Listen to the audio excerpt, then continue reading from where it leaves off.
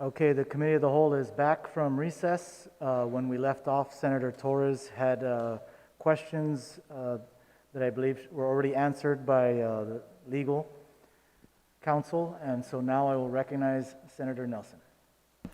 Thank you, Mr. Chair. I rise in support of this amendment. I just want to point out several things. In this amendment, it speaks about general fund revenues collected in excess in the first subsection A.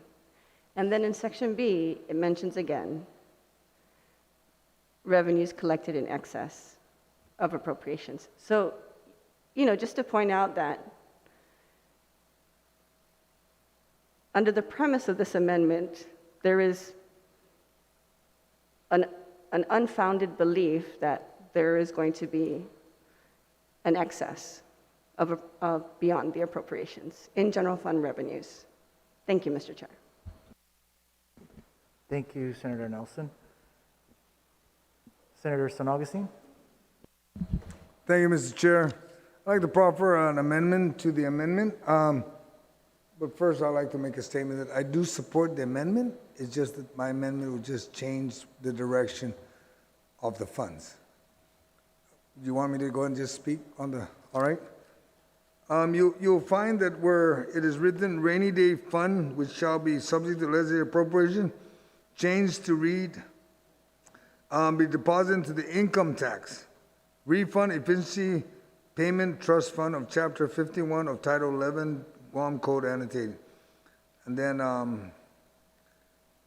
further down, you'll find the striking out the expenditures from radio fund shall be authorized by an appropriation as appropriated by the legislature. Guam. I'd like to also advise my colleague or remind my colleague that when excess is determined for the year, they come to a safe assumption in September 30th. But the books are not closed until about December, okay? So you picture 3 months into FY22.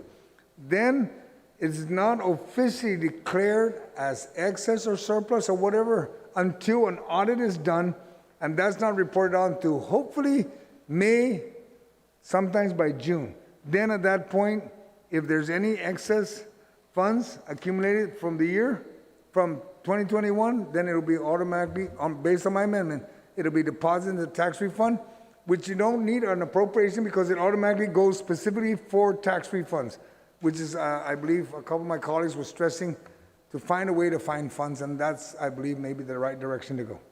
Thank you, Mrs. Chair. Thank you, Senator San Augustine. So there's been an amendment to the amendment, or a motion to amend the amendment. Does everyone have a copy? If not, let's take a short recess and make sure everyone has a copy of the amendment to the amendment.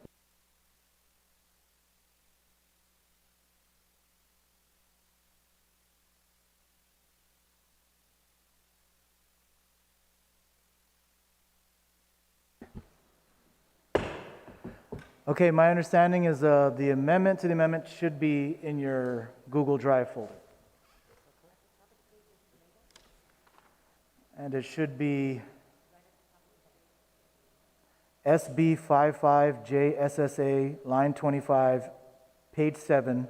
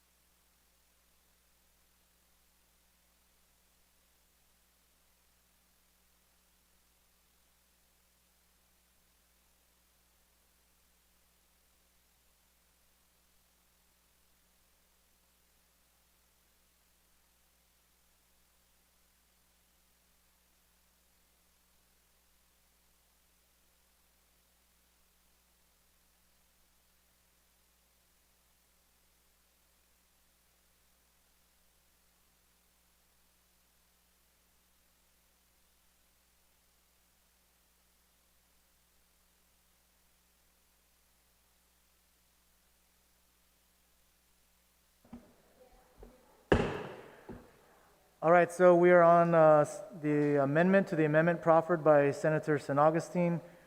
Does anyone want to speak on that amendment? Senator Brown, you're recognized. Thank you very much. I did want to ask the Budget Office information with regards to the rainy day fund, and just what is, do we know what the status of the rainy day fund is? Is there any money in it? If so, what is the balance in the rainy day fund? I'm sorry, Senator, what? I just wanted to follow up because the amendment is to change the revenue going from the rainy day fund to address tax refunds, but I wanted to inquire, what is the status of the rainy day fund? I mean, are there any funds in it? If so, what is the balance? I will check in the S400 system and give you an answer as soon as we can pull it out. But remember last year and this year, we suspended the rainy day fund. So whatever was supposed to be appropriate last year and the amount that was designated this year is not available for the rainy day fund because we suspended. So if there is a continuing balance from prior year, I would check to see whether or not there is Do we any know balance. how long this existing, because there have been many versions of this over the years. Do we know for this particular account that was created, how long this has been in place? I can find that out for you, Senator. I don't have that information now. It would be good to know before, I want to vote on the amendment. I would like to know. Is there a way for us to find out? Absolutely. I Okay, will. that's my inquiry. And then one thing I also wanted to relay, and I guess if there's further discussion, if I can ask the sponsor, Mr. Chair, do we do it up to a certain amount and then put the rest in the rainy day fund, or are we just going to leave it open-ended and all the additional revenue just goes into this, even if it ends up exceeding what's owed? I guess we're looking at about $125 million on or about annually for tax refunds. Senator San If the Augustine? sponsor will yield. Senator Yes. San Augustine, to yield to the Yes, question? Mr. Chair. Just a little bit of information. When we're dealing with the rainy day fund, it accumulates. With this, any excess automatically goes to the tax refund. When Revenue and Tax says that they got some refunds ready to be dispersed, that's where DOA will draw from that account and cut and basically stamp the check to be processed out. Now, the question is it all? Yes, because the initial before I introduced the amendment, it said all. So I'm saying to ensure the issuance of tax refund, then all. So they just continuously pay it, and then we don't have to worry. We don't have to appropriate anymore on this if there's any money. It just all goes to tax refund, and it helps our challenge constituents out there to get their refunds as soon as possible. Thank you. Granted, yes. I mean, I have no issue of paying tax refunds, but I also want to point out we would be almost removing our ability, if there are other critical operations in the government to fund, then we're going to be accused of taking money from the tax refund account.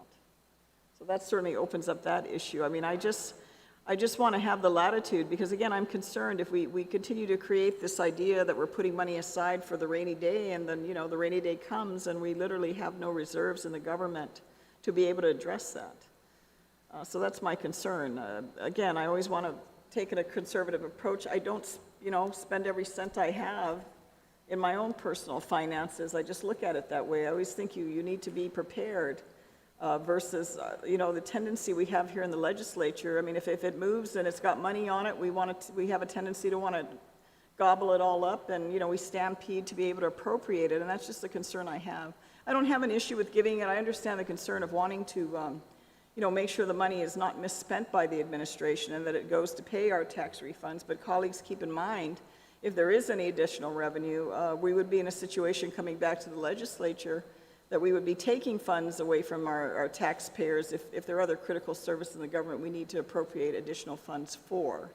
So I think that's something to be mindful about, because there's a plus, but I also see a minus in moving forward with simply dedicating this without defining the amount. I mean, could it be up to a certain amount and then the rest goes into the rainy day fund so that those funds are available in case there's other critical needs to be appropriated? Is that an option that, Mr. Chair, if I can ask the sponsor if the amendment, would he consider that? Senator San Augustine, to yield to the question? Yes, Mr. Chair. I'd be open to that. I just wanted to, just to indicate that it's mainly for tax refund. Right. But I understand my colleague that asked that maybe it could be a percentage. Let's say 50% of all excess will go to the refund, and then the other 50 will be subject to the appropriate legislature. Maybe that's what you might be looking at, my colleagues may be looking at, because we want to be able to identify a percentage, not a dollar amount, because dollar amount is. Or, you know, if it goes in a rainy day fund, it's still subject to appropriation for the legislature, but then I have some comfort it's going somewhere other than, you know, then we can always go back. It's a little easier to take it out of the rainy day fund than to be accused on the floor of the legislature that we're taking it out of tax refunds. All right, There's always but- someone that's going to be behind, even in the processing and submittal of their tax documents to Rev and Tax. Not everybody meets the April 15th timeline. So I'm just putting that out, because that's the reality that we would be creating if we move forward with this amendment as it's written. Understood, but I just like to advise my colleagues, only because of my experience at revenue and tax, normally when people file, anytime after April, it's actually the folks that are asking for extension, that they don't file until October so they can pay. Everybody that needs the refund, normally by April 15, the normal time they file, unless they had some dispute or trying to get their documents, that's the only reason why the extension. But majority of them is all before April 15, and that's the only reason why. But a percentage, I'd be open to that. I was just trying to focus on refunds. But I agree with what my colleague said, that if an event happens, we need it. But at the same token, the governor has the authority to transfer money to move, and we do have the authority to come in and says, no, we need to reappropriate the move. But I'm open to any amendment to the amendment. I have no objection. I'm in support of the intent of the initial amendment. Okay. So I'm good with that. And then, you know, further just restrict the governor from accessing the, you know, that no funds can be taken out of the account. Yeah. Not subject to transfer authority. Thank you. I'll work on that amendment. Thank you, Mr. Chairman. Thank you, Senator Brown. Anyone else on the San Augustine amendment?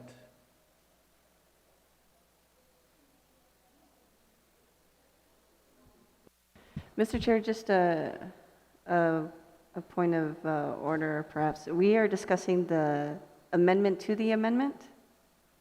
Yes, that's correct. We're Okay. on Senator San Augustine's amendment to the amendment. Okay, thank you. So my understanding is, Senator Brown, are you going to be working on further amending?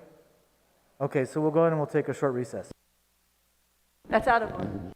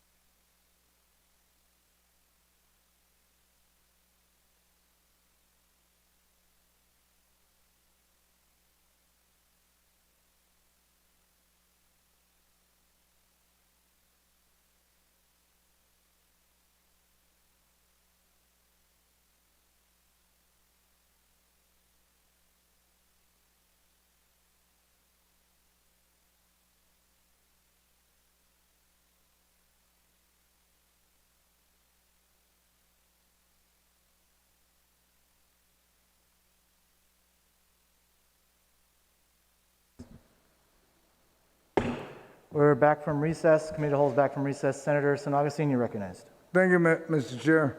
Mr. Chairman, I'd like to withdraw my amendment to the amendment and proffer a new amendment. All right, any objections to the motion to withdraw? No objections, so moved. You're still recognized, Senator San Augustine. Mr. Chairman, the amendment now is, you'll find on the drive, is that we've identified that 70% of such excess revenue shall be deposited in the Tax Refund Efficiency Payment Trust Fund, and that 30% of such adopted revenue, and then the remaining 30% will be deposited into the rainy day fund, and subject to the appropriation of the legislature. That's the difference. We just split it 70-30. Thank you. Okay, thank you, Senator San Augustine. So there's a new amendment on the floor. Anyone on the Senator San Augustine amendment? Senator Nelson, you're recognized. Thank you, Mr. Chair. Just a question for the sponsor of the amendment to the amendment. This is acknowledging that there's a belief that there will be excess revenue into the general fund. Is that correct? Senator San Augustine, you yield? Yes, Mr. Chairman, I believe that's the belief of my colleagues and myself. Okay, thank you, Mr. Chair. I just want to make sure that that's clear and for the record. I stand in support of this amendment. Thank you, Senator Nelson. Anyone else on the San Augustine amendment? Senator Shelton, you're recognized. Thank you, Mr. Chair. To OFB, Director Guerrero, excuse me. At what point are we looking at that we actually determine there to be an excess revenue? Is it upon the last reporting of the CRER, which is subject to reconciliation? Or are we waiting for the full GovGuam audit in July? Historically, Senator, at the end of the fiscal year, which is September 30th, Department of Administration will come up with a financial report. It's an unaudited financial report. That report basically will just dictate what the fund balances and all the accounts are at the end of the fiscal year. That fiscal year, every fiscal year, is audited by an independent auditor. The audits are normally done throughout the year, normally by the end of, in the past, we got it as early as maybe April, May in some years, and then we got some in June and July. But normally, technically, you don't realize lapses, expenditures, or surplus until that audit is done. Okay, so conceivably, we're here debating the next budget before we're actually accounting whether or not there's any excess revenues that exist. That's correct. Okay. All right. So, like the colleague before me, this is all us hoping that there's a 2%, that we're going to fund this 2%.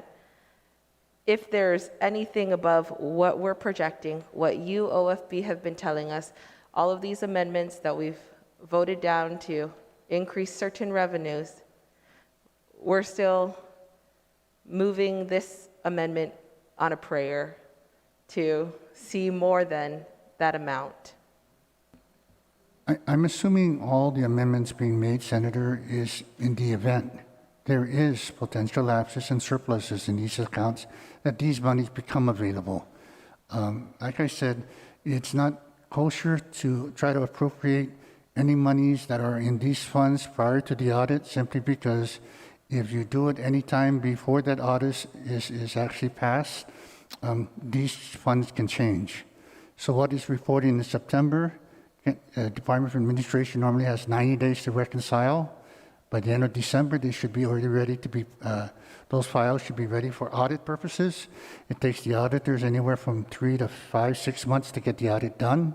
So by, I would say, safe time, June, is when you'll really get a real concrete number of what is what available in most government funds. Thank you very much, Mr. Director. Thank you, Senator Shelton. Anyone else on Senator San Augustine's amendment?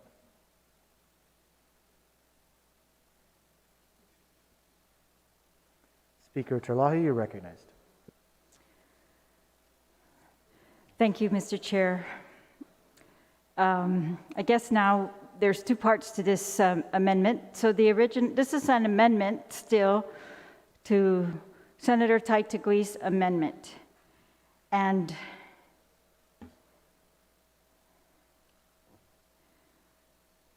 this amendment to the amendment would now,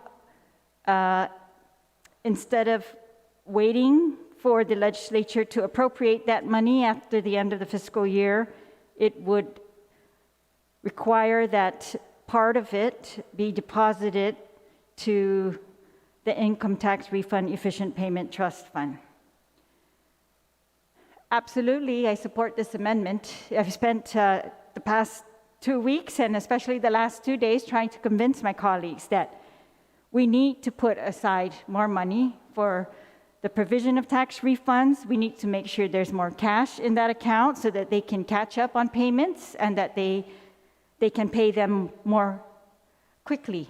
They can pay them faster, more in line with other jurisdictions. And I believe this is the year that we can absolutely do that.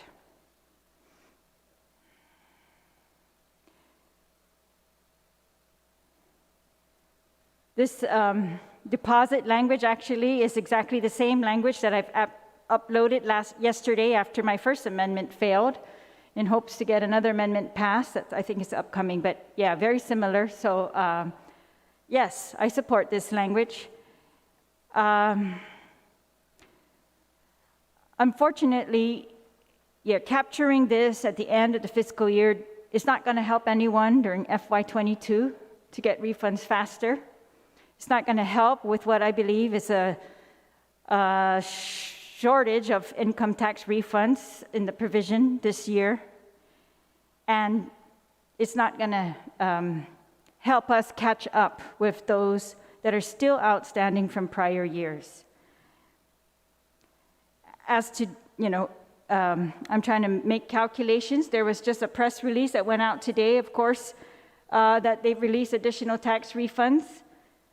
After incorporating all that together with the report that we received when they were here in front of us, it still looks to me like we've got about 5,954, almost 6,000 tax returns processed, waiting for payment, which include 2020 and prior years, totaling about $18,874.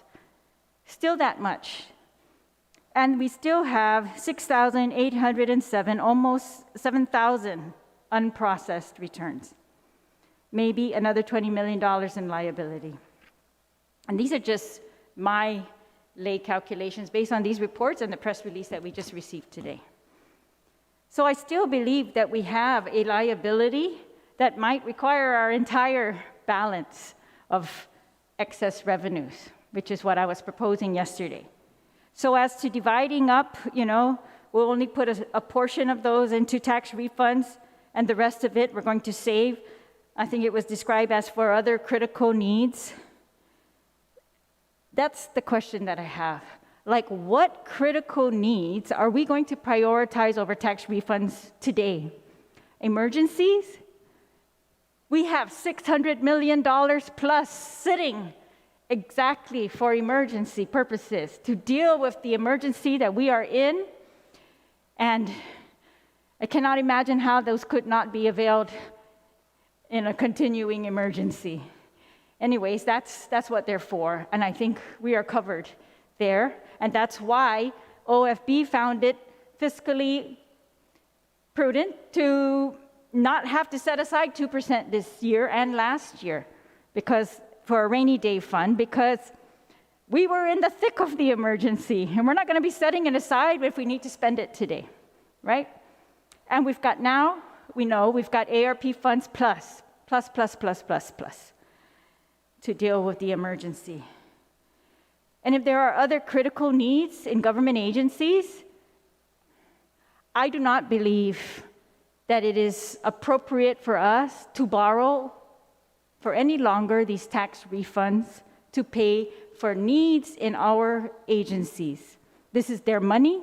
We need to return it to them as fast as possible and deal with needs in our agencies, hiring of our government employees in every other way that we can find, but not to hold the taxpayers' money.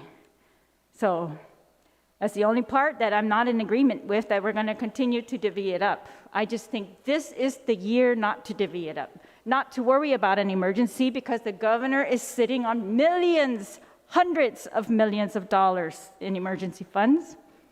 And because this is the year we have covered our agencies for critical needs with general fund revenue estimates, and because these taxpayers, I think, could very much use this money this year.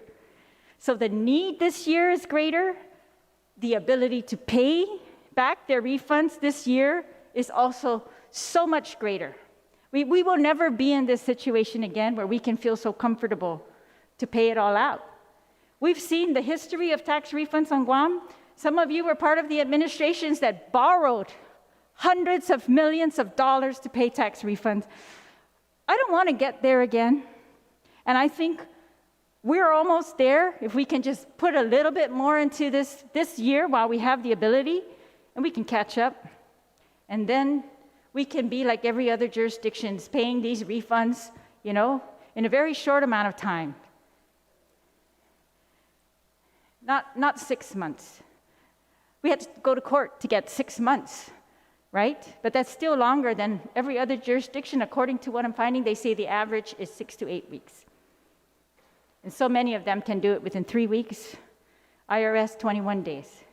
So I'm just saying, let's not settle for status quo, and let's not settle for having balances unpaid every year. No, let's try to catch up. So I can't amend this amendment, I don't think, anymore. But that's the only part I don't like, is the divvying it up. I prefer that it all goes to the tax refunds as originally intended. Thank you. Thank you, Madam Speaker. Anyone else on the amendment? Senator Brown, you're recognized. Thank you very much, Mr. Chairman. I don't know anyone here who's going to argue the desire to pay tax refunds. I mean, this has been an issue for many years with regards to paying tax refunds.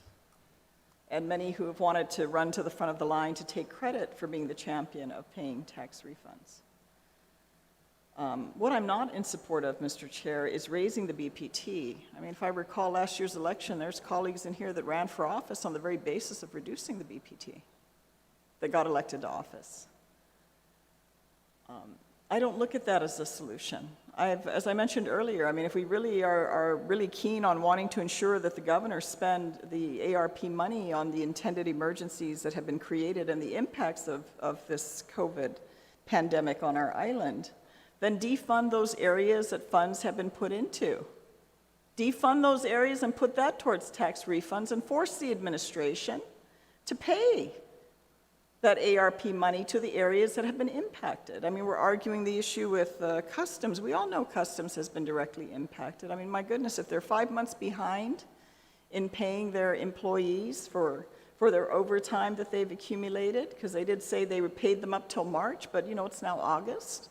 If you have the head of customs coming before us at a public hearing, for those of you that attended that hearing, who stated publicly that he did not have funds to pay for his rent to the airport, he did not have funds to purchase gas for his vehicles, for his employees, then let's take the bold step to sit here and expect us to pass the budget without entertaining the reality that, yes, there is that additional $600+ million that was provided by the federal government to help our people get through specifically to get through the pandemic. And we can argue whether or not that should be, encapsulated in the construction of a new hospital that may be, built 5 or 6 or 7 years from now without a plan that, we're expected just to throw money at. So, I mean, that's another option. Defund portions of the money that we're subsidizing operations that were directly impacted by COVID, if you want to address that and take those funds for tax refunds. I have no argument with paying the people back their money. But you can't have it all ways. I mean, if we're not bold enough while we're constantly being told by the administration, this is my authority, well, then by all means, colleagues, let's use our authority in the Guam Legislature to address appropriations the way we believe they should go. And then maybe we can get a consensus to support it. But if you're going to simply allow us to be expected to go back to the general fund as if that's a cash cow that's bottomless and it's strong and it's, goodness, in the past we almost used to laugh at the issue of the general fund, the stability of the general fund in this government. Then why don't we do that? I'd be up for it. And that doesn't mean we don't care about these departments and agencies, but let's right-size where the money should go. The money should go to those areas that have suffered as a result of the pandemic. And it forces the governor's hand, because she said publicly she'll fund the shortfalls. At least I heard the interview. Sad to say, that's how we communicate, is through the media these days. But I'm open to that. So colleagues, if you're up to it, I'm up to it. But we can't go and do this traditional style of funding the budget as if what has happened outside these doors and windows that are always closed. I don't know how we did this back in the day, because there were cameras in the session hall and the windows were always open. I'm talking 30 years ago, 30, 40, almost 40 years ago. But there's no reason we can't take that approach. But if we're expected to pass the budget, keep taking the money out of the general fund to subsidize these areas that are not generating their revenue. I mean, we were told here how much the special funds are down by close to $20 million. And yet we're supposed to scramble to try and do that and then present that to the administration. So hey, I'm up for it. If we want to take on and champion and make sure the people get back their money, I'm all for it. But then let's make other bold decisions. Because if we're just going to sit here and go through this process and then give the governor, she's going to sit there and say, oh, I've got all this authority, you don't have a say in how I spend this money, and we're just going to just sit back and just do a traditional budget and try to cover these shortfalls and then come up short. If we need $125+ million to pay tax refunds, then extract it out of this existing budget. Let's do that. Why not? Because if we're going to sit around and complain about the governor doesn't tell us what's going on, and we're going to go back down the same old road, then, shame on us. Shame on us for not standing up and making the decisions of what fall under our authority. I don't think we can respond the same old traditional way, because what's happened outside this hall is in no way can we look at it and say, oh, this is the same old traditional process. Let's right-side this budget to acknowledge what's going on in the real world out there.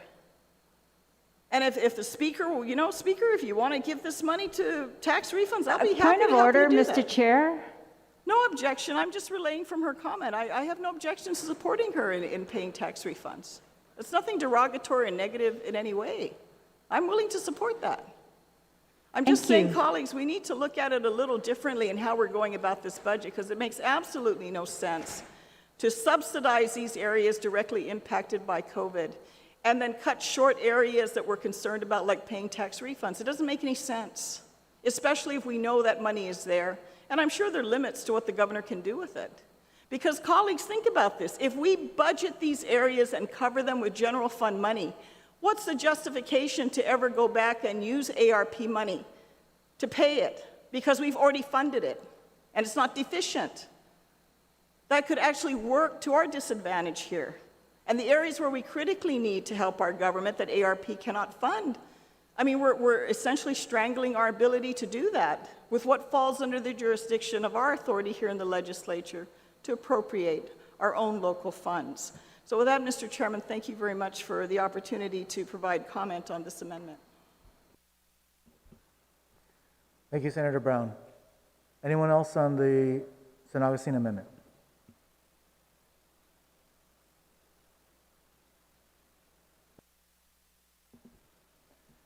If there's no one else on the amendment, are there any objections? Senator Brown, was that an objection to the amendment? Okay. Any objections to the San Agustin Amendment? Senator San Agustin, you may close. Thank you, Mr. Chairman. Not required. Thank you. All right, no objections. Motion carries.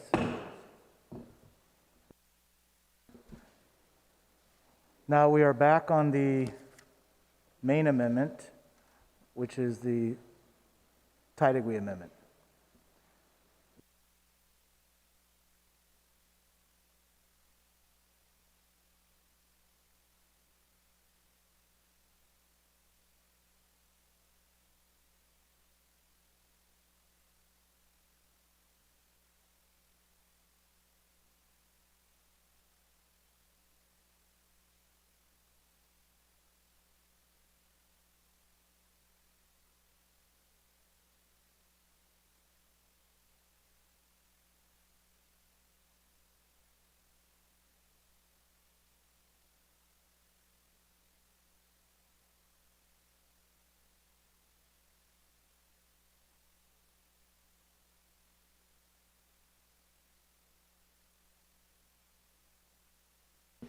All right, my colleagues, we are now back at the amendment as amended.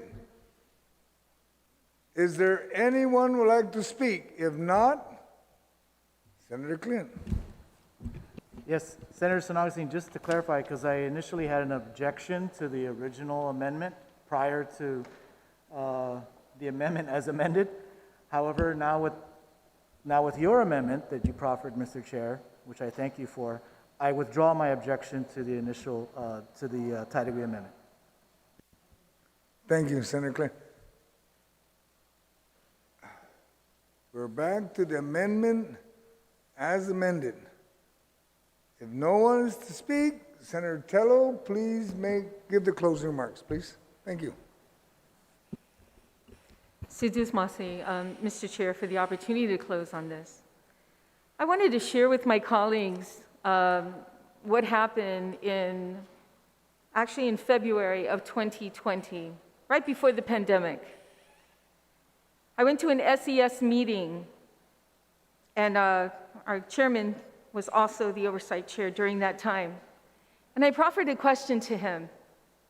How is it that the governor is able to spend excess revenue when in the budget bill it says no excess revenue shall be spent and shall be appropriated by the legislature? You know, not knowing as well as I didn't know why she was able to do this. So what I did was I sent a letter to the governor and asked her what gives her the authority to utilize this funding, this excess revenue that hasn't been appropriated. That letter was sent on March 5th, 2020. I received a response from the governor. And in the response, the governor mentions that, and let me read a little portion of it here. She says, in response to your question, my authority comes from Section 22436, General Fund Appropriation to the Rainy Day Fund Cap, Chapter 22 of Title 5 Guam Code annotated. So I thought, okay, well, maybe we didn't put that in the budget bill, that section. So I went further. I took that response and I went to our legal counsel and asked for their advice. And then I sent a letter to the Attorney General's office on April 27th. Then again, I followed up again, May 13th. Finally received a response from the Attorney General, what gives the governor authority to spend excess revenue that has not been realized or appropriated. To my surprise, I say that jokingly, the response was from the Attorney General's office. Hafide Senator Eitc, this is in response to your April 28, 2020 request for guidance on whether 5 GCA 22463 provides the governor the authorization to expend unappropriated excess fiscal year 2019 revenues. Title 5, Guam Code Annotated 22436 provides the pertinent part, all unappropriated annual general fund revenues collected in excess appropriation shall be used to liquidate obligations for refunds, earned income tax credit, and prior year vendor payable. The plain language of the statute is clear on this matter. Section 22436 not only authorizes but mandates that all surplus funds shall be used for the limited and specific purpose of liquidating obligations for refunds, earned income tax credit, prior year vendor payables. In other words, the governor is required to use any and all FY2019 surplus funds for these purposes only. She may not expend them for any other reasons. So earlier it was asked, why Section B of this amendment, of my amendment? Why did I incorporate Section B of this amendment? I incorporated it because I received a letter from the Attorney General as well as the Governor's office stating that she can still use that, regardless of the language that we had in prior budget bills. Because this Section B was not incorporated. So this is why that Section B is in there. I took it from the Attorney General's letter. I also took it from the Governor's letter and incorporated. So now, the amendment on B, notwithstanding any other provisions of law, rules, or regulation, the authorizations contained in 22436, Chapter 22, Title 5, Guam Code Annotated, relative to the expenditures of unappropriated annual general fund revenues collected in excess of appropriations to liquidate obligations for refund, earned income tax credit, prior year vendor payables, is hereby suspended. So it is clear. Now it's clear. Expenditures for the rainy day fund shall only be authorized by an appropriation or appropriation by the Legislature in Guam. So this is something that I've been looking into in the 35th Guam Legislature and asking the question, how is it that the governor has this authority? This is why I sent a letter to the governor, with all good intentions to find out what gives her the authority. This is why I sent a letter to the legal department on the legislature to find out what gives her the authority, and the Attorney General's office.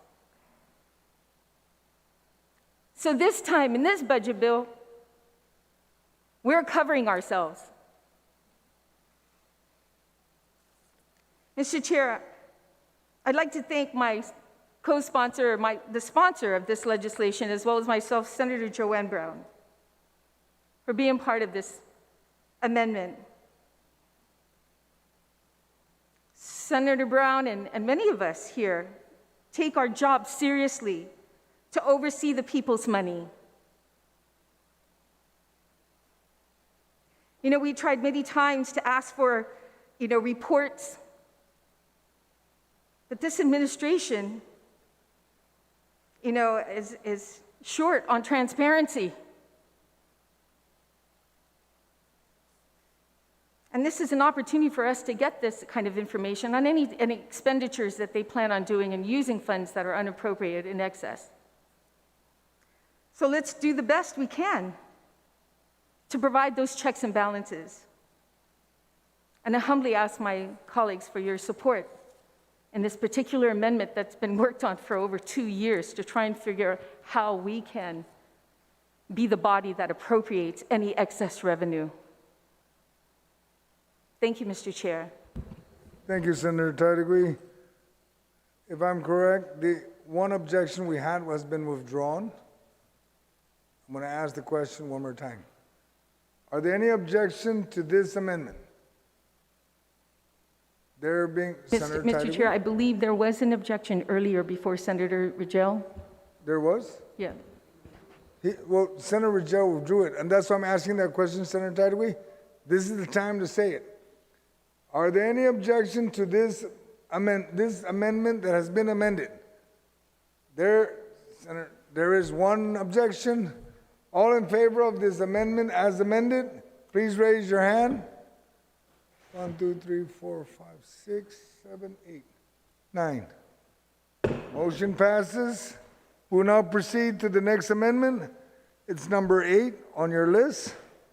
It is proffered by Senator Mary Torres, line 22, page 8. Ma'am?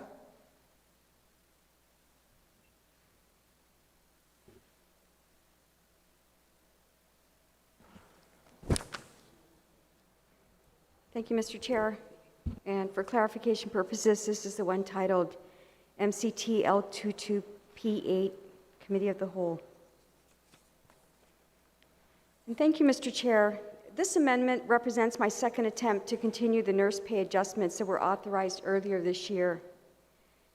I would do this by shifting approximately $4.4 million from the healthcare facility to the ones who deliver these services, our nursing force.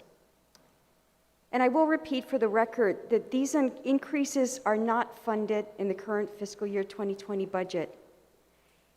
Agencies did not factor the adjustments into their budget requests simply because they had already submitted and presented before the committee prior to the governor's authorization.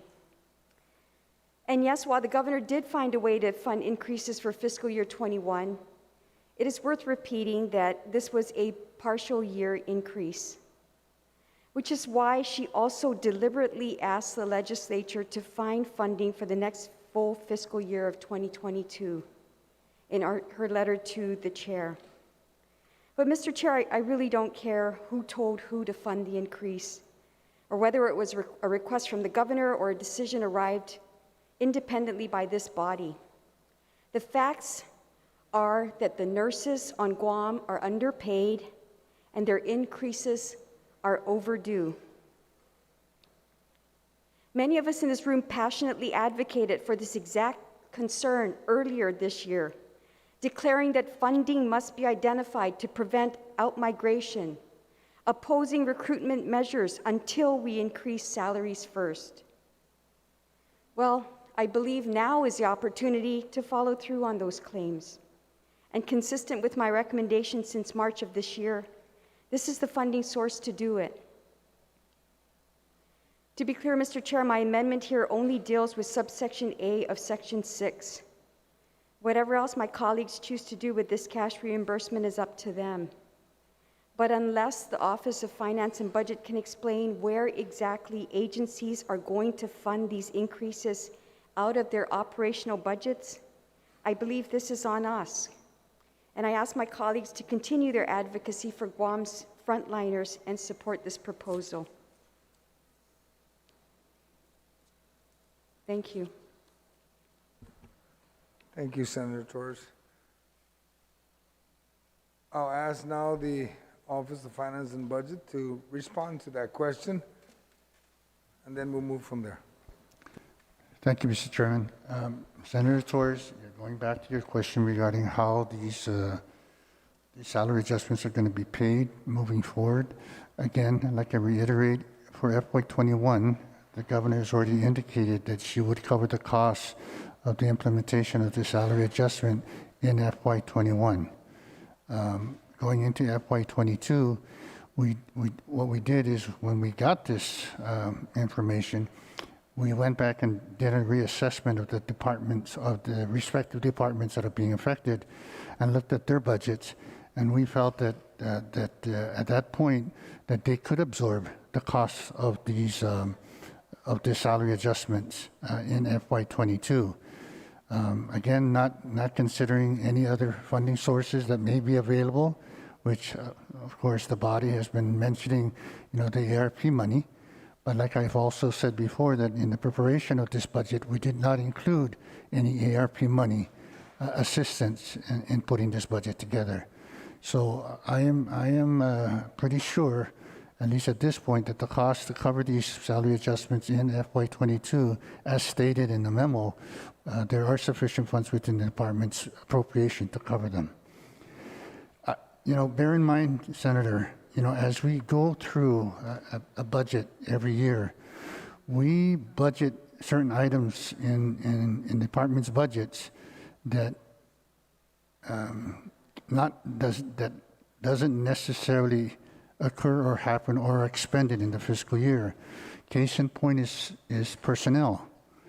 For large departments, we fund, of course, all the warm bodies, and we also fund, especially for the critical agencies, numerous vacant positions because we deem, and the body has felt, that these positions are critical. As we start the fiscal year, if these positions are not filled starting October 1st, departments are already generating lapses. And historically, if you look at the staffing pattern for these departments, and we've done some analysis on it, is that over at least maybe a 2 or 3 year period, there are some positions that are still reflected in the staffing pattern, which are 2 or 3 years old, that have not been filled and have not been basically even, in my opinion, haven't even been submitted for recruitment. And we tie up millions of dollars annually in government budgets through this process. So, as positions become, as positions are not filled, even in the first quarter, if we're talking about $1 million worth of vacancies, in the first quarter that would go by, that's almost $250,000 savings. So these are where we feel these types of expenditures can be funded, can be actually covered within the current department's level.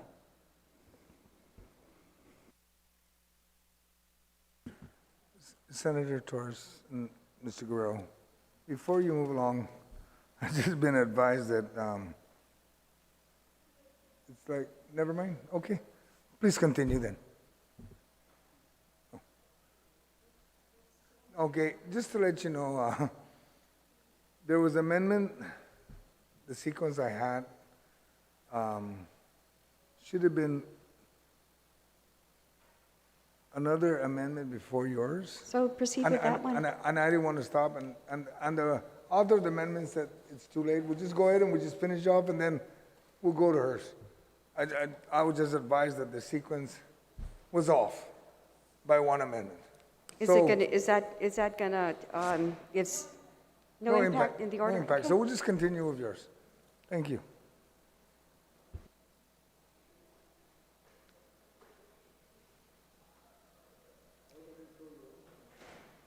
No, Steve, are you done? I mean, I understand what you're saying, but what you keep alluding to is the fact that the governor covered it before. Yeah, the governor covered it before when it was implemented, when it was signed in July and implemented in August, and that was really 2 months. And you're talking about 12 months versus that. So if you really believe that the $4.4 million can be adjusted maybe in the agencies, then maybe when we get to those line items, you show exactly where from operationals or other they can do that, because that is exactly the dilemma that a lot of these agencies have. The go figure it out. Well, go figuring it out is not good faith effort on anybody's part, and that's all I'm trying to represent here, is that if within the all the laws, including the establishment of the nurse pay plan, the law that appropriated money for the thing, giving the Department of Administration the authority to make these adjustments, which they made the recommendations to the governor, and the adjustments were made, all in accordance with law. And then a letter follows where the governor notifies us and says, all right, this is the status, can you make sure that you account for it? It's a logical process. The go figure out, I just find that that's not, it's not as responsible as I would like to be, to assure the nurses, the frontline workers, that yes, we are going to fund it. I mean, we have all these arguments. If I were to follow your line of reasoning then, Why then are we doubling up, tripling up, quadrupling up on the tax provisions when we know what the net effect is of the tax liability minus all the federal monies that are going to be reimbursed? And yet that doesn't seem to stick. It's like, oh no, we need to double, triple, whatever, reserve. But when it comes to the nurse pay, which they were given by full authority and in accordance with the law by the Department of Administration's recommendation to the governor and implemented late in the last fiscal year, you know, here we are just saying, all right, here it is, here's the effect, let's make good on this in the middle of a pandemic where we're dealing with retention and recruitment issues with our nurses. The good faith authors just say, well, the money is there, we're going to put the money to it. But no, we have this attitude that in this specific situation, let them figure it out. Why? I don't understand that logic. The priorities just, it behooves me why we are taking this stance. It really does. And okay, so I can attempt to have this. I believe that this is a sensible thing because this EITC reimbursement is in fact cash back to Guam, the reimbursement of what used to be an unfunded mandate. So now we know we're going to get $55 million. I am just proposing, as a good faith measure to the nurses who were already approved a 15% increase plus pay differential to the government of Guam nurses, that we are going to make good on that, and we are going to make sure that in fiscal year 22 it's going to be funded out of a real fund source, which is the EITC reimbursement. It's there. It's there. And colleagues, that's my point. I mean, we keep making these arguments about provision over provision over provision to guarantee things that aren't really true to form. And all I'm saying is if we know it's there, fine. We're making assumptions about what can be done with ARPA, what can be done with all of this. Those are not assumptions that I can make to say that you can do this. But I know that if we're going to go down the line of saying, all right, within your operational, you have enough, then let's carve it out when we get to that and say, all right, you're going to take this out of your operational and you're going to put it in personnel. If we want to do that, if we really believe that that's the way that it is, then fine. But I believe that this was an additional expense that wasn't contemplated then, at least by them. And the executive branch has requested that we fund that. Why wouldn't I want to when I have a true source? Senator, you're absolutely right, and I don't argue the point and or the importance of what's being requested. By the time we got this letter from the governor asking us to go ahead and consider, we have already was already 95% prepared with this budget. And mind you, the administration cut their executive budget by $20 million, and we wanted to actually accommodate that number, in which we did. But we also were a little bit more conservative than their number. And that's why we were actually we initially was lower than their request. But because of us going back and reevaluating what has been happening and stuff like that, we actually suddenly found ourselves, $6-7 million above the request, but nothing more. But even at that, funding at that level was difficult. So I agree. I don't dispute what you're saying. Yes. I'm just saying at that point, I would have had to go back and start cutting in order to accommodate this particular request. All right. To accommodate this then, let's just go with your suggestion then. Your suggestion that it can be found, that she can find it in her. So you tell me where she can find it and I will put it in there as an amendment. I mean, let's just be fair. It's not, I'm proposing a funding source. Okay, if we are talking about FY22 because FY21 is already taken care of, correct? Okay. In FY22, based on the appropriation level that we have currently in the budget, she's probably authorized at this point from our calculations almost $40 million in governor's transfer. Mind you, last year she was able to shave off $19 million in government operations on top of the surplus that was generated in the general fund. So I'm confident, at least to the budgetary measures that we gave her, or we are giving her in the budget, she would be able to accommodate this. And I'm not even talking, you mentioned about ARP money. We did not consider ARP money when we did this. But that, to date, as we all know, because we've been talking about it for the last week, is available to cover any potential shortfalls. Or, Steve, we can just accomplish this ourselves in our budget allocations right now and identify it and put it in there and call it a day. Not leave it out there, just call it a day, as we are everything else that we have a priority item to. If that is the wish of the body, Senator, And that's all I'm I have proposing. no problem with that. It's an allocation for something very specific and written down. And so, you know, if the nurse adjustment should, the numbers should go up, then that's up to the governor to find funding. But at least let's establish where we're at today with what DOE has found. And that's what I'm asking my colleagues. You know, there will always be needs in the government that the governor can use their transfer authority to do. But in this specific case where it's absolute, we know what the pay adjustment has been, what the differential is, we can fix this. Similar to what GMH did when their board saw the need and passed policy to up to give differential to their nurses. It's no different than what we're trying to right size for everybody right here. So, you know, that's my point. Why argue differential pay?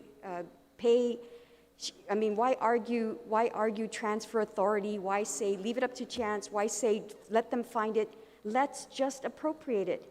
And it's done. And we've shown good faith effort and commitment to our nurses that while all the things that we said about prioritizing their pay and doing this to address a very grave problem on Guam with nurse shortages, this was our solution.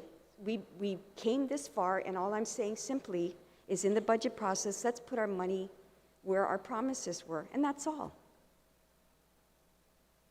So I believe that this reimbursement money is there, it's hard and fast, and I'm making an amendment to this section, line 22 of page 8, to carve out $4.4 million.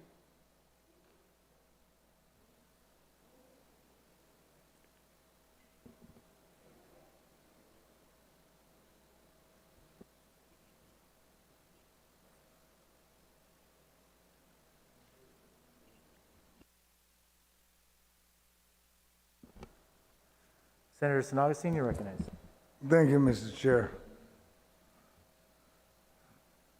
First statement is number one, I support the pay increase of the nurses. Number two, I support that when we identified earlier that the $35 million was reserved specifically for the new Health of Excellence Center. Number three, I think what's not clear is when the OFB stated that there's funds within their account, I think it's not clear that, number one, how much money or how much funds have not been used by these agencies to fill vacancies for, like he said earlier, Mr. Guerrero stated, for the years that we've funded. We've funded those positions, they never filled it, so why not allow them to use it to pay this pay increase? That's why on the appropriation side, on the OFB side, why it's stated they can meet that requirement. If the excuse is going to be from those agencies, well, but we need it. Well, you needed it 3 years ago, you needed it last year, you need it this year, but you can't fill it. And the real ironic thing is that, number one, we appropriate lump sum. They can do whatever they want, they can fill whatever they want when they can, and when they feel like. But when it comes to taking care of pay raises, they don't want to do it. No, I don't want to do it because why? I want to fill a position. I think that's not right. And that's been happening on several agencies in the government of Guam. Maybe it should be proposed that whenever there's a pay raise requirement, that maybe we go in there, and I hate to do it this way, but we do a line item budget for those agencies so that we know for a fact we did fund. If you don't have the position filled for 2 years or 3 years, then maybe we should unfund it and use that funds specifically for pay raise. But I don't think that may be a wise thing to do because they may be critical positions. But if you can't fill it today, then fund the pay raise, because I do support the pay raise for the nurses because they're very important. There's no doubt. They are very important. I have a point of inquiry, please. Mr. Chairman. If we know that the agencies then, Mr. Chair, to your point, if we know that the agencies are not spending all their funds, then why are we giving them the higher appropriation that they think they need? I mean, this is your opportunity to cut then. I'm just saying, you know, you say that they're not spending and stuff, and yet you give it to them. And here we have a situation where they have never, it's been long overdue to them, and they finally gave it to them, and we're trying to identify the monies, the true monies that are going to be there consistently to sustain this, and we want to deny it. I don't understand.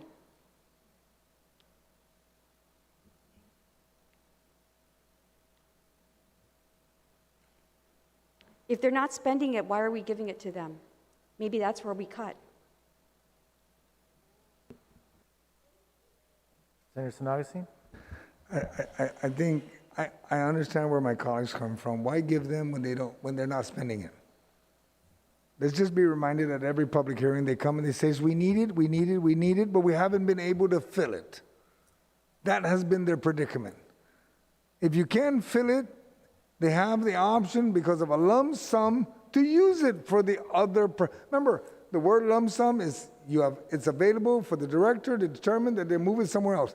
And it was also mentioned that ARP money is used to cover shortfall. Even though we don't know where the ARP is going, but it's an authorization to cover shortfall. Please don't get me wrong. I support the pay raise for nurses, but the only source of funding I can see, other than releasing the reserve for the new hospital, which all the nurses, you list them down, Guam Memorial Hospital, they want a new hospital. They're tired of walking to that new hospital and walking down the hallway when it rains and it slips or the elevator don't work, so forth. Department of Public Health, they want a new building because right now they're homeless. Department of Education, they got a lot of money. They got so much money, it's almost amazing. They got ARP, they got 200-some million. Guam Behavioral and Health Well Center, they're able to cover it. Most of these agencies have vacancies, my colleagues, and I support the pay for nurses. But they got vacancies. If you don't fill it, then use the money because you have the authority lump sum. That's the real gist of it. But if we could find a way other than the scrapping the reserve for the new hospital, 100% support. Because this measure will release, and we will not be able to pursue Bill 121 next month. And that's my statement, because that's 4.3 $365 and $388 taken off from the $35 million that's currently reserved. If next month they determine during that hearing that the money is not totally all needed, then my colleague introduce a bill and move it for the pay. It's only September. It's enough time to catch the October drive and the next fiscal year. And that's really all I have to say, Mr. Chairman. And like I said, I support the pay, but not the sacrifice of the new hospital. We haven't had a hospital, and this hospital is about to fall apart. And when it does, we're going to all look at each other in the face and say, what are we going to do? And I'm going to say, it's on you now, not on me. Thank you, Mr. Chairman.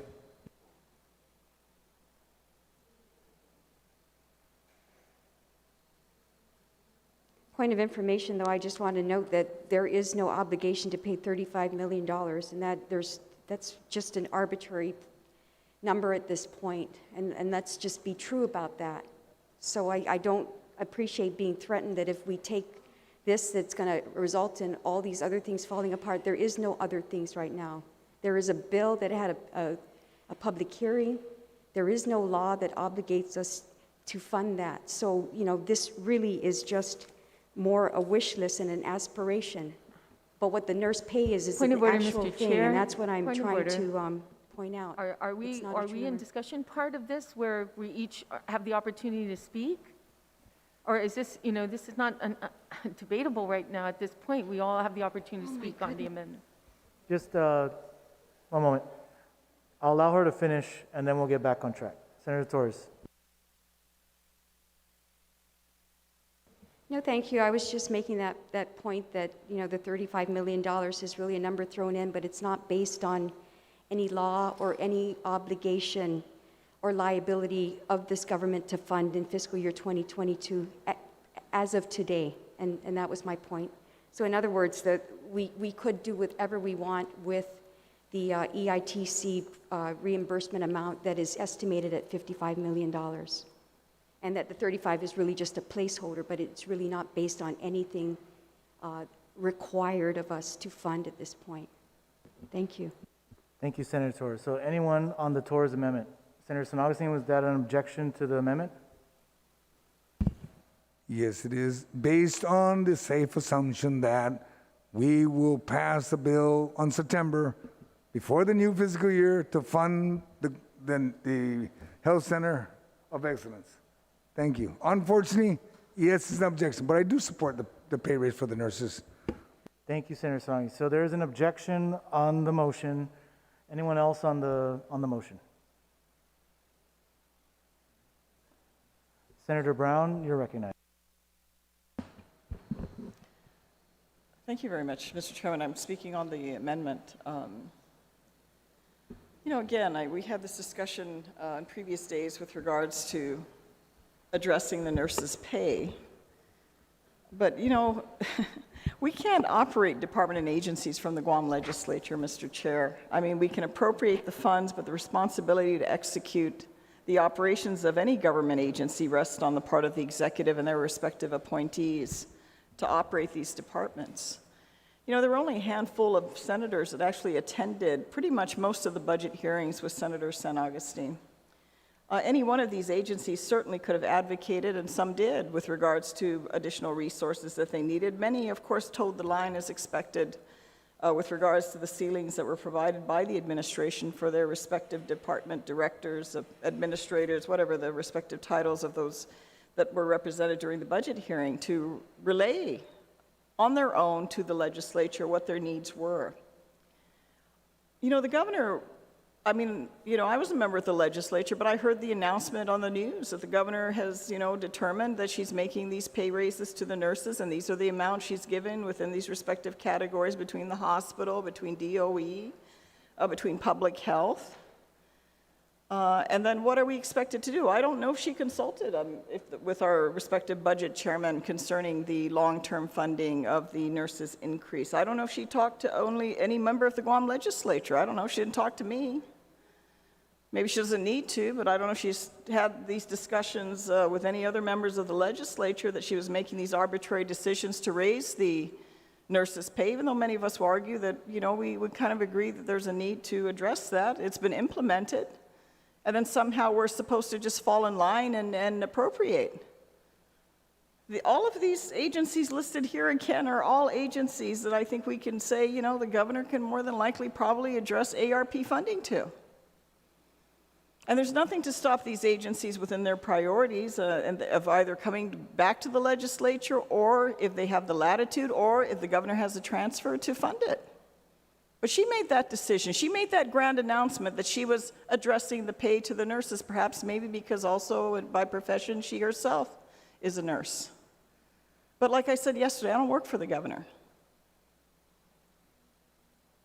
In the legislative branch of government, we work for the people to represent their interests. And it's unfortunate that there isn't a more cooperative environment, because it's not just me saying this as a minority Republican senator. We just don't have that level of open dialogue and engagement, unfortunately. But I'm not here to respond to executive orders issued by the governor's office or their decisions and their directions and what they're going to do, and then we're just supposed to be good little boys and girls and fall in line and concur with what the decision is that the governor makes. I don't think the people of Guam expect us to work for the administration. That's why some of us are here in this legislature this term. not to simply sit and occupy a seat. I mean, we're here to ensure checks and balances, and also to assert the authority and position of the legislature to appropriate. So I concur with our budget chairman concerning this matter with regards to these funds. There are other venues in the funding process that can be addressed to fund this pay increase. And had the governor thought it out, I hope she did when she made the decision to do these increases, that it wasn't intended just for this fiscal year, but that she would make sure or work with the legislature to address the long-term consistency of funds to pay the nurses. All of these areas, again, I mean, my goodness, you know, like I said, if it's the white elephant, that's white, purple, green, whatever we want to color that elephant, it's just a phrase that I'm using. There's no reason why the governor can't address this under ARP. Unless there's some extraordinary issue that can't, I mean, if you can give $15 million to GPA, and I'm sure we appreciate that. I'm sure all the ratepayers on Guam appreciate that, so that they're not having to deal with a rate increase in their power bill at this time. I can't see why these areas can't be covered. I don't know when the EITC reimbursement is going to happen. I think that's a question we've all asked. We don't have any definitive information on what month of the year, if at all, when we're going to get these funds back. I hope that when we do, we can address properly appropriating them. But, you know, I also support the position of our budget chair with regards to this, and I raise an objection to this amendment. Thank you very much, Mr. Chairman. Thank you, Senator Brown. Anyone else on the amendment?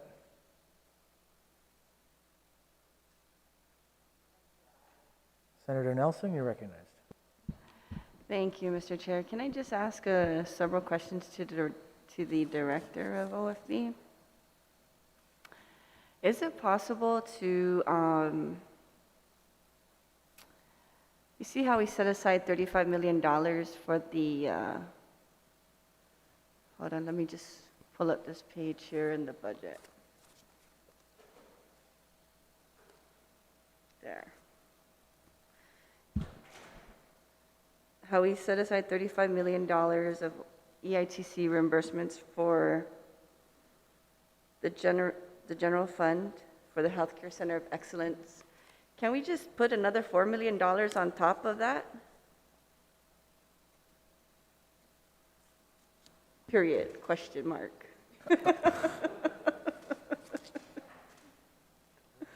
If I understand your question correctly, is you're asking, is it possible to add another 14 million on top of the 35? Another $4 million. Oh, 4 million on top of the Correct. 4. For this amendment, instead of appropriating 4 million from the 35, can we just add 4 million of EITC? If and why?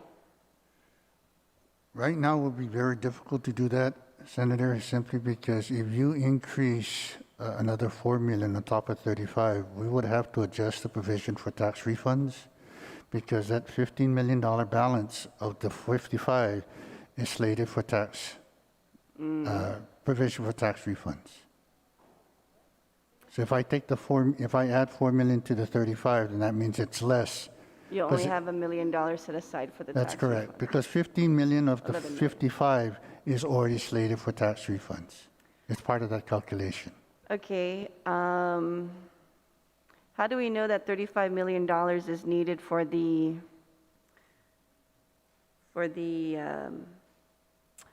Healthcare Center of Excellence? How do we know that? Can you explain that? The $35 million amount, Senator, is what's reflected in Bill 121. So we just took what was reflected in the bill and used that.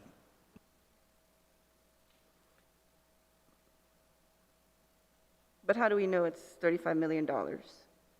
Did you just copy the bill? That was the amount in the bill. So, we were thinking if we're going to cite the bill as the reason of why we're setting it aside, yes, we took the 35 million.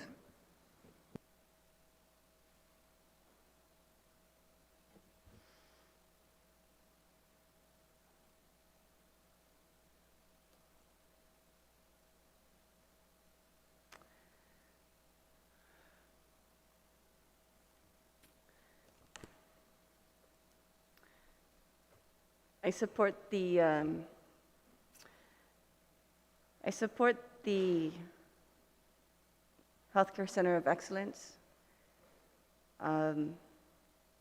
And it is important to acknowledge that the challenge with the hospital is not only the structure, but in the organizational processes that is within the hospital. So just because we provide a new building for the hospital, that doesn't mean that the underlying issues, the core issues of why we're always having to fund the hospital is fixed. And, I'd like to say that my best bet is that we'll probably only need $30 million for this Healthcare Center of Excellence should the bill pass. So I stand in support of this amendment. Thank you, Mr. Chair. Thank you, Senator Nelson. Anyone else on the Torres amendment? Senator Tadegui, you're recognized.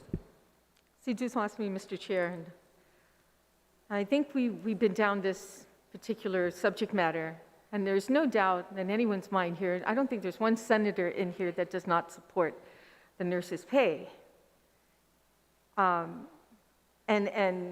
It's important that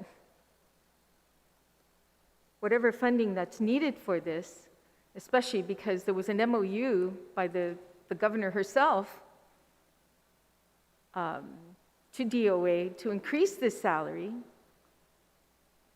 that I don't think there's any doubt in my mind that the governor is going to continue to support it, and probably doing it with ARP money. So as far as just giving it to the agency to figure out, I think that's the best way to do it. I mean, considering, she's not giving us anything regarding how she's going to spend the ARPA money. So, it's almost like the same thing between each other. Have the agency try and figure this out, and then the legislature try to figure out what she's going to spend ARPA money on.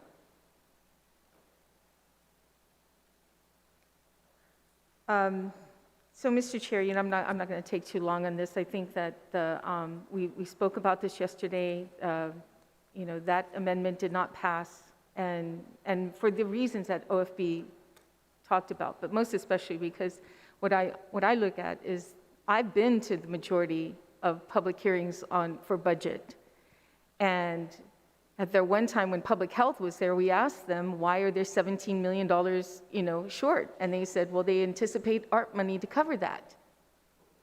And then after that, all the other agencies started not providing that kind of information to us. But public health kind of mentioned it too. I mean, I guess they caught themselves and had to, close their mouths real quick, because it might be revealing that the fact is the governor has plans for public health, for the hospital, for other agencies where this money is supposed to be spent for. So I think there's a lot of opportunities for this money to come to fruition to pay for the nurses. DOE never even requested for this additional funding. I think we need to be a realist about this, and knowing that there is an opportunity for these agencies to cover this cost is there. It is there, without having to use earned income tax credit, which is basically for tax refunds. So thank you, Mr. Chair, for the opportunity. Thank you, Senator Tadegui. Anyone else on the amendment?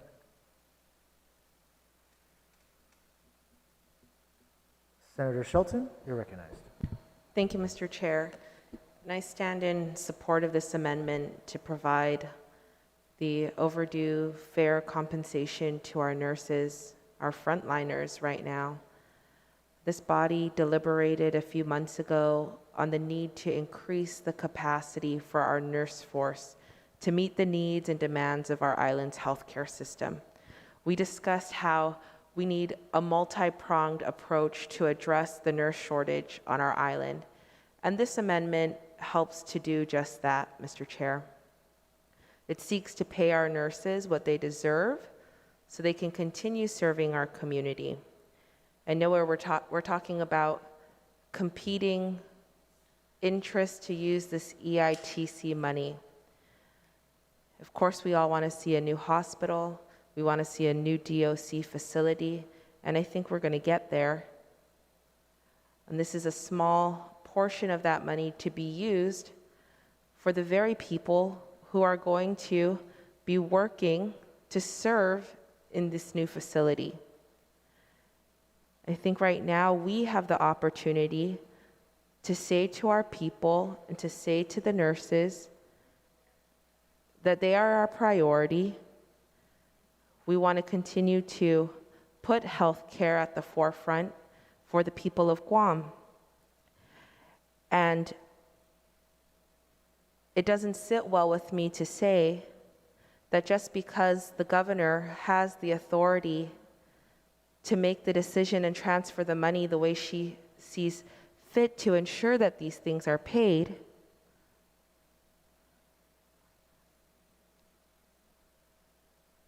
to me, it's sending a message to the nurses and to our people that we wash our hands of you.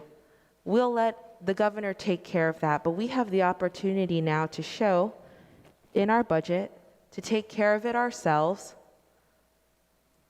and make sure that it is done once and for all. So yes, I support a new hospital. Yes, I support a new DOC facility.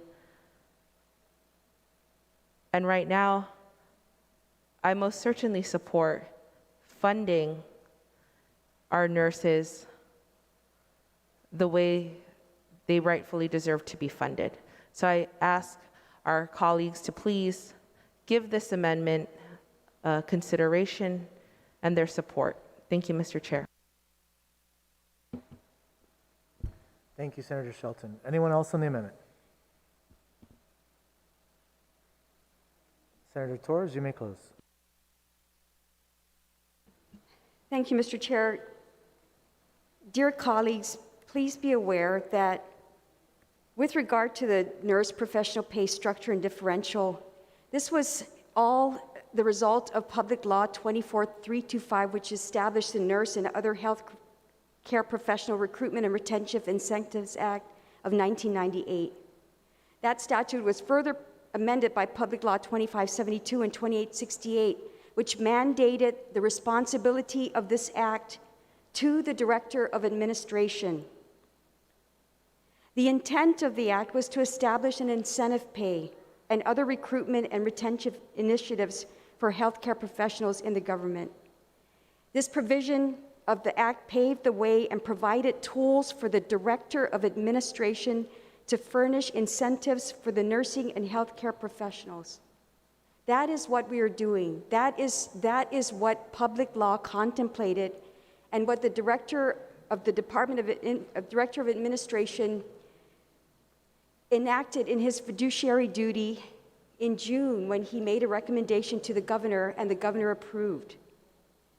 This Office of Finance and Budget was aware that the nurse recruitment, and they were very well aware of the nurse recruitment, and they failed to include it in the budget, which is what I kept pointing out. And I believe this is unacceptable. I'm really appalled that this OFB is taking such a subjective stance on a member of this body's amendment to fund nurses. If another member of this body wanted to identify funding for anything, it could be anything, will OFB also tell that senator that the governor will fund it? That we shouldn't worry about it? If not, why are you doing that for nurses' pay? OFB has the power to kill an amendment by telling any one of us that if we want to fund something, don't worry about it, the governor can cover it. Or at least maybe only for the things that in the infinite wisdom of the OFB it feels is worthy of being funded. Or maybe only for the things that OFB itself failed to include in this budget. There was a gap I had inquired about. We were looking at ways to find the funding. That was the genesis of this effort that I've been making. Those things that fund nurse pay raises, the very nurses that right at this moment are at GMH taking care of our COVID patients, or at Guam Behavioral Health that are dealing with the impacts of mental health due to the pandemic, or at GDOE, who are taking care of our children, or Department of Public Health and Social Services, all at the front lines of this pandemic. But to say that we'll gamble nurse pay because the senators would rather fight with the governor? We are indeed at unprecedented times. The funding source is absolute. The numbers were established. The request was made. It's a logical amendment. Let's put our money where our claims were made throughout the year. But is the nurses not the priority? We all support them. It's one surefire way to support them. Just give them the money. Give them the money. If there's extra that they need, so be it. Let the administration figure it out. But to say, that's not acceptable, I'm sorry. It breaks my heart. Absolutely breaks my heart. But I am not here to plead with the body on matters of the heart. I am just here to request that where a funding source was identified as being needed to be included in the budget because an adjustment was made way after, months after the budget submission and request was made. A supplement was requested. I am just trying to address that on behalf of the nurses who serve our community, on behalf of the community and the well-being of community. I implore my colleagues to please consider just funding the nurse pay increase and the differential pay that was lawfully put in place by the Department of Administration per public law in accordance with this fiduciary duty. And let's not gamble with the nurses.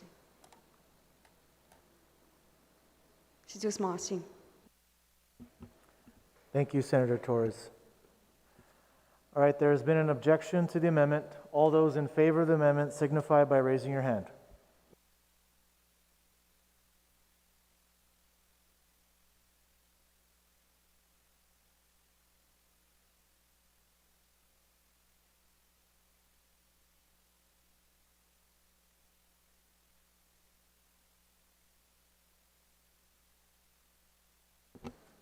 Motion fails.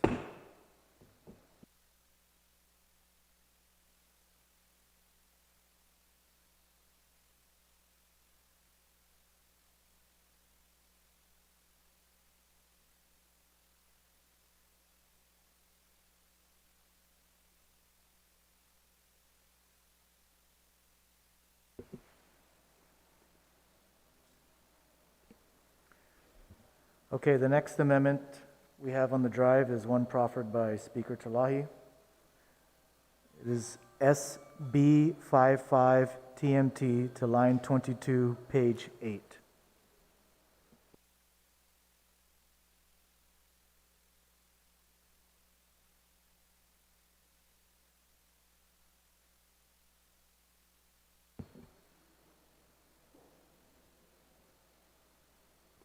Again, that's SB55 TMT, line 22, page 8. Thank you, Mr. Chair. This amendment intends to lock up, it would add a new subsection D to section 5 of chapter 1 of the bill. And this amendment would lock up any excess corporate tax, withholding tax, and BPT tax combined after the first 6 months of FY22 and the next 6 months of FY22 for tax refunds. It mandates the deposit of any excess from those 3 categories combined into the Income Tax Refund Efficient Payment Fund, so it can go directly to tax refunds. Well, I had hoped to lock these funds on the front end with an amendment yesterday for a larger provision of tax refunds, a larger cash set aside in the beginning of the fiscal year. This amendment will at least lock it up on the mid-year, and it will not be subject to the waiting until the audit is done and the excess revenues are identified. This will allow for the deposit, direct deposit, if there are any excess revenues over our adopted amounts in these categories, immediately after the first 6-month period and then the next 6-month period. I was going to initially propose any excess be deposited after each quarter, such as the other provisions of this same section do. But by doing this 6 months, it's just a further safeguard, trying to get the confidence of my colleagues against any anomalies or wild shifts month to month. The 6 months still gives the revenues time to balance out and confidently be deposited without impacting agencies' budgets. Also, I chose to use corporate tax, withholding tax, and BPT to ensure that all these 3 categories were tracking surpluses to allow for cushion if there's an anomaly in one of those by itself. This is to ensure we weren't taking from one source that was doing well when other sources may be performing poorly. This amendment would only move the excess revenues once they've been collected and allows the legislature to prioritize them for tax refunds. And as you've heard me say over the course of this session, we have an outstanding balance for tax refunds from the past. We are not paying as quickly as other jurisdictions, and we could pay faster. And we have an obligation for the upcoming fiscal year that I believe we can do better on, especially if you consider that money is being set aside from reimbursements. And so I think that we can do better on that, and that we should do it as quickly as possible. I still believe that our budget should evidence some additional commitment to the taxpayers of Guam, while the government sits on over $600 million in federal funds, and while this budget takes care of government employees and critical services. We do not need to borrow the taxpayers' money this year and hold it. This is the year that we can give it back. This is going to help businesses because this is spendable money in every family. And this is what businesses need. They need families to have money that can be spent. And so it will all work together to increase, revenues, tax revenues flowing, and also to just really take care of a moral obligation that we have. So again, the intent is that it's going to pay these refunds faster than what anything else we have in this bill. It's going to give them additional money, hopefully, if we see the upturn this year that some of our, experts have predicted. And there's no harm if we do not make those additional revenues. No harm to anyone. And so I really ask my colleagues to support this. Thank you, Madam Speaker. Anyone on the amendment?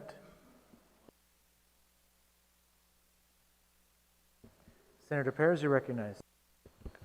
Thank you, Mr. Chair. I rise in support of this amendment. I think in this body we've opined how we have been unable to really have an effect on appropriating excess revenues. And I think this is kind of a way to address that is, we have the information, the real-time information that we can respond to. We don't have all the tools it takes. I mean, the other part of appropriations that, we opine about is the allocation, right? And we don't know how that money's spent. But in the past 5 years, we've been underestimating the amount that's been coming in. 105 million was previously stated, and just last year was 19 million. I think that, even during the pandemic, and then we are getting almost a double budget, right, with the $600 million coming in through ARP funds. I think this is the year in which I think we can do this. I think 6 months is reasonable to consider the fluctuations. You think about, the thing is, if you look at what the income tax records are, it'd be, again, I think this is it's a bold move to try to clean the slate in regards to holding on to people's money. This is the money that they need, for their daily living. And again, we did borrow hundreds of millions of dollars to pay off tax refunds. And I think with the money that's coming in, the large sums of money coming in, we have the opportunity to address these, bad habits, right? I'm not saying that, DRT is doing a great job as far as processing these refunds really quickly. It's just a matter of getting the money in the hands of those that are awaiting their refund. So I do rise in support. Thank you. Thank you, Senator Perez. Anyone else on the amendment? Senator Nelson, you're recognized. Thank you. I just have a question for the director of OFB. Steve, if we,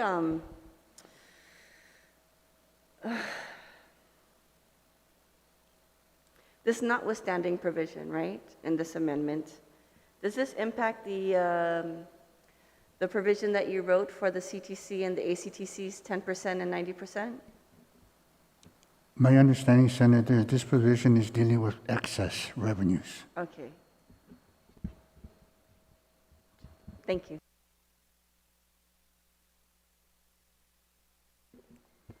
Anyone else on the Terlahi amendment? Senator San Augustine, you're recognized. Thank you, Mr. Chairman. I think maybe the OLB needs to explain that you could be excess today, this quarter, but next quarter you're short. That's why it's accumulated throughout the year to bring balance. When you start saying, okay, let's take from October or November, or first 2 quarters, let's take the $5 million that is excess, put it in the tax refund or wherever you want to put it. Then find out the next 6 months you have a short. What does the government do? The government is left with no other recourse but to hope and pray they can meet that requirement for the next 6 months. They can't.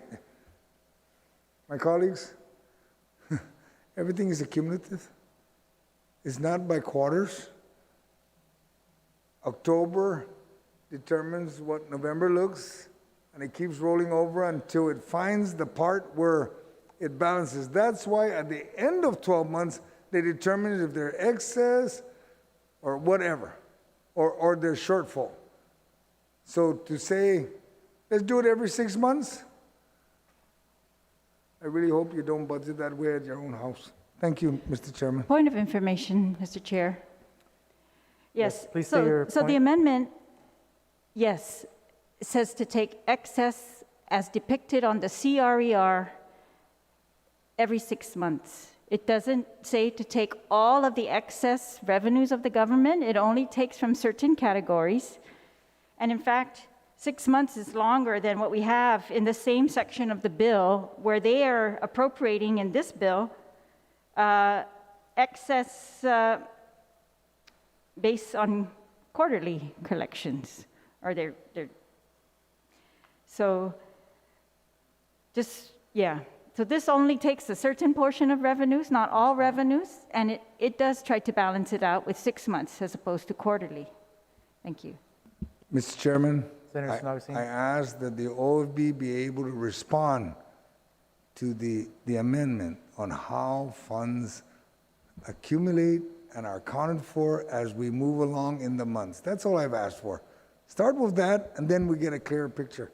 And if it'll work, if the OB is going to say it'll work, then so be it. Then let's make it work. But if it can't work and it doesn't add up, then let's take responsibility for our action, not just hope and pray to work. Thank you, Senator. You know, budget periods are done for a specific purpose. It's to basically monitor funds over a specific time. In most cases, when you talk about annual budgets, it's done for 12 months. And the beauty about the 12-month period, or any period actually, is to kind of calculate time and kind of cover for times that are short versus times are we in excess. So what I'm trying to say is that, for example, the first quarter you surplus, or the first 6 months you surplus, $1, $3, $5 million. That's good, because for the first 6 months you say you surplus, but you don't know what's going to happen the remaining 6 months. Something might happen. All of a sudden, for the next 6 months, we're short. And when I say short, I mean short to the extent that we're below what we actually projected.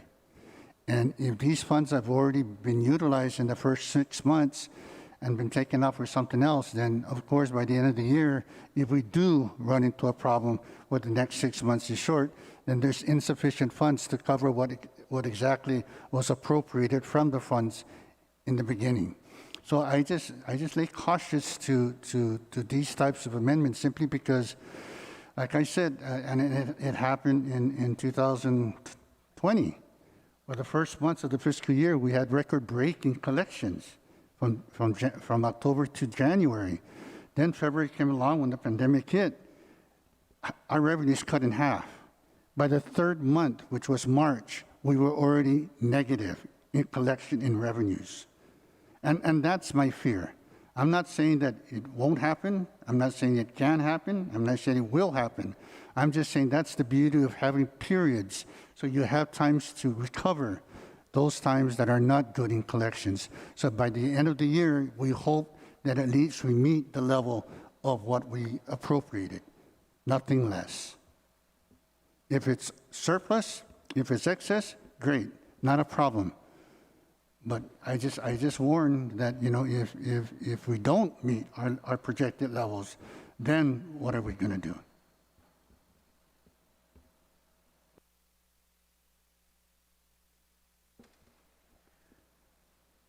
Okay, anyone else on the amendment?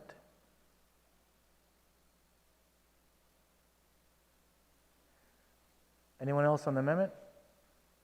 If not, Speaker Chalahi, you may close.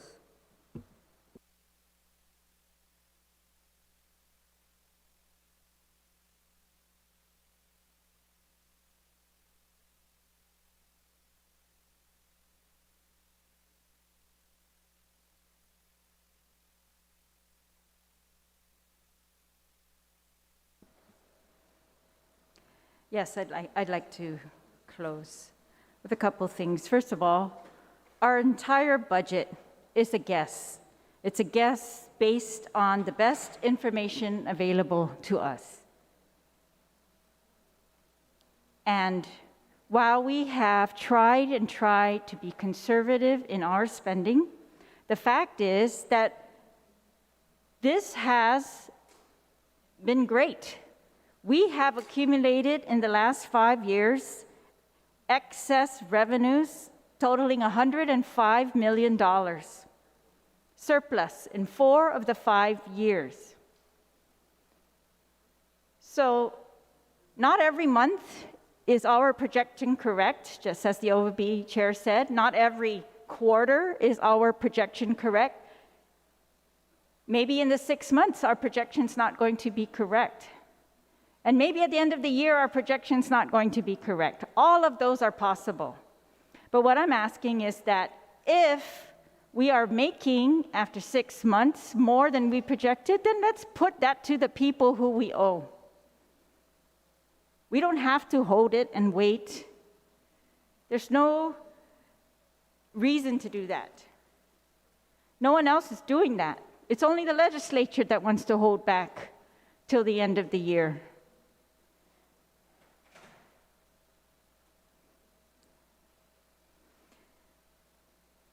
in this $105 million excess over the last 5 years. Last year was $46 million. That's the middle of the pandemic. And again, we are hoping to do better this year than last year, and we might not get there, but of course we're hoping. And if we do, all I'm saying is, and you can criticize me all you want for trying to be a champion or something, but really, I feel like I'm trying to drag a dead carabao.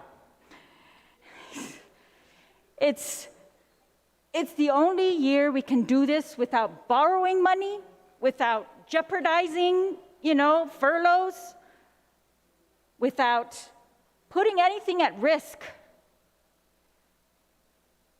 Critical services, we're not putting those at risk. We're saying if there's excess, we, the legislature, are prioritizing that goes to the people who we owe, that we have borrowed money from, and that's taxpayers.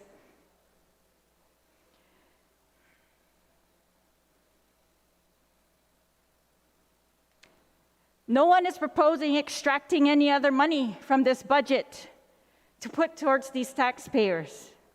If they want to do that, I will support that, just do it.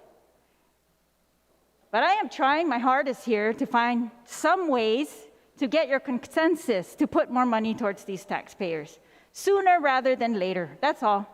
Trying to do it differently, because every other legislature has failed in trying to get excess at the end of a year.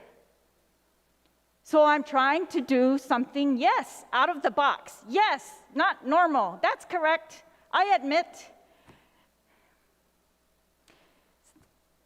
I want to lock the money up earlier. That's what I want to do. I want to lock it up, and I want to give it back. That's all. Thank you, Mr. Chair. Thank you, Madam Speaker. Now on the amendment, I believe Senator San Augustine, you had an objection to the amendment, is that correct? Did he object to it, or did he just raise questions? We're on the amendment. Are there any objections to the amendment? There has been an objection. All those in favor of the amendment, please signify by raising your hand.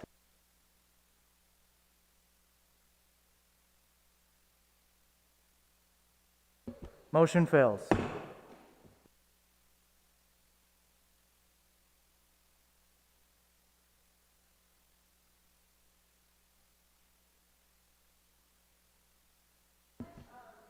We will take a short recess.